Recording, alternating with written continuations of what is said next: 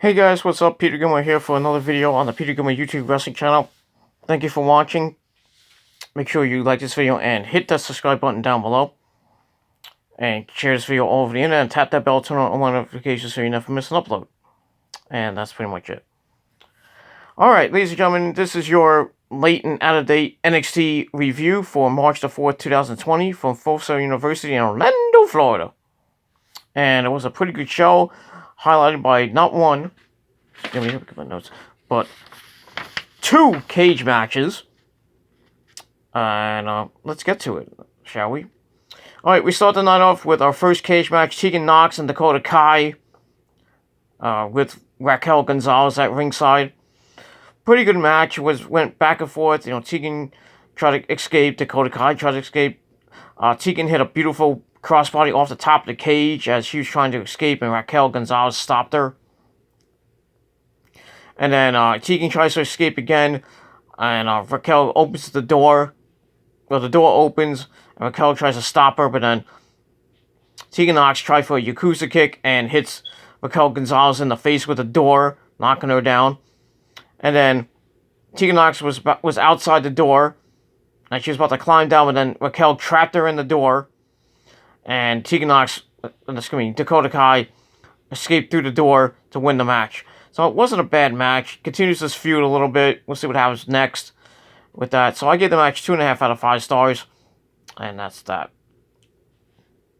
Alright, then we got a Finn Balor promo, basically saying he's going to see Walter sooner or later.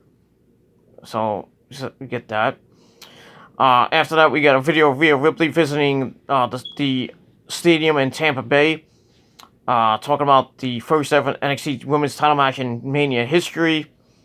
Talks about her rise to fame, and people comparing her to Charlotte Flair, and says she will beat Charlotte and remain different. So we'll see what happens with that, and we move on from there, and that's pretty much it.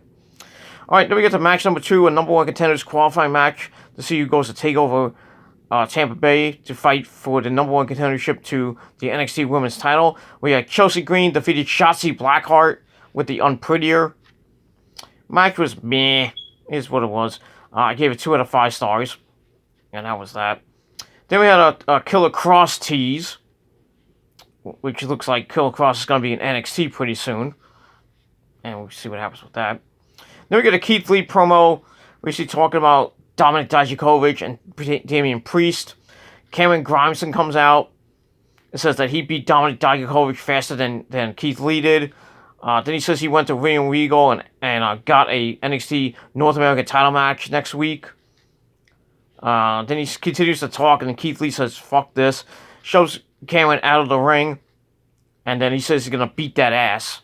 And that was it. So we'll see what happens with Cameron Grimes and Keith Lee next week on the program for the NXT North American title. So I'll give the segment 2.25 out of 5 stars. And that was that. After that, we had an Austin Theory video from early in the day. He said he's the greatest wrestler in NXT. And Isaiah Swerve Scott overheard this and then challenged him to a match to prove it. So that was that. So we'll see what happens with that. And then match number 3, the Undisputed Era of Kyle O'Reilly, Bobby Fish beat Oney Lorcan and Danny Burch. Pretty good match. It went back and forth.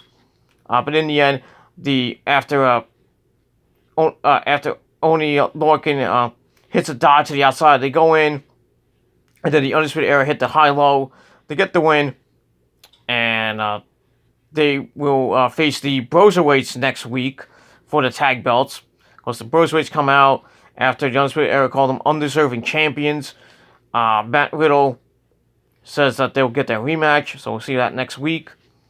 And then the Grizzled Young Veterans come out and say, and basically like, screw your rematch, out with the old, in with the new.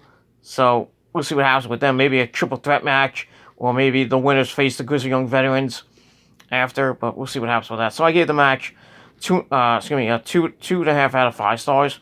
That was that. After that, we get Austin Theory defeated Isaiah Swerve Scott with the ATI. Pretty good match, went back and forth, but in the end, Austin Theory gets the win, and that was that. So I give that 2.5 out of 5 stars. And then we get a Johnny Gargano interview with Mauro Ranallo. They talk about Tommaso Ciampa a little bit. Gargano says he's the heart of NXT. Talks about hitting Ciampa last week and attacking him. He says that Mauro doesn't know what he's been through, and gets in Mauro's face, and he's pissed that Mauro didn't reach out to him before. And then Mauro leaves pissed off, and Johnny Gargano's like, I know why, and that's pretty much it. Then we find out that the show is going to be from the Performance Center next week, so that should be fun, and we'll see what happens with that as we move on from there. And then we get to the main event, the cage match between Roderick Strong and the Velveteen Dream. It was a pretty brutal match. They start the brawl at the beginning, and then they go back and forth. They try to escape the cage. Marina Shafir, Roderick Strong's wife, gets involved, gives Roddy a kendo stick, but it backfired as Dream took it and started wailing on Velveteen Dream, starts beating him up, and then they go back to climbing out of the cage. They hit Roddy hits an avalanche angle slam for a near fall, and then Dream tries to escape, but the Undisputed Era come out. Dream has to fight him off, and then Adam Cole, Bebe, gets in the cage. Dream fights him off, and then he gets pissed off.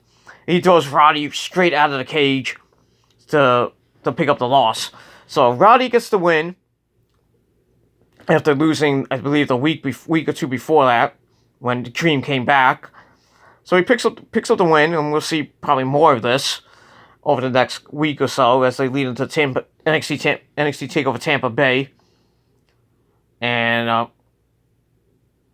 yeah, that's pretty much all I gotta say about that. So next week, we have Cameron Grimes taking on Keith Lee for the North American title, and the Broserweights defending the tag belts against Kyle O'Reilly and Bobby Fish of the Undisputed Era. So it should be some great matches next week on the program from the Performance Center.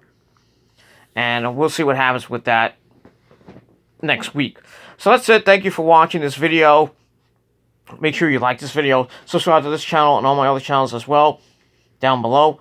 Follow me on Facebook. Follow me on Twitter. And if you have any wrestling questions, put it down below in the comment section of this video. That's all you got to do. And hopefully get to a Q&A sooner or later. And tap that bell. Turn on all my notifications so you never miss an upload. And YouTube can send out my videos, hopefully. And that's pretty much all I got to say about that. So thank you for watching this video. I'm Peter Goodwin signing off. Got a couple more videos hopefully coming on the way. But for now, I'm out. Peace, bitches!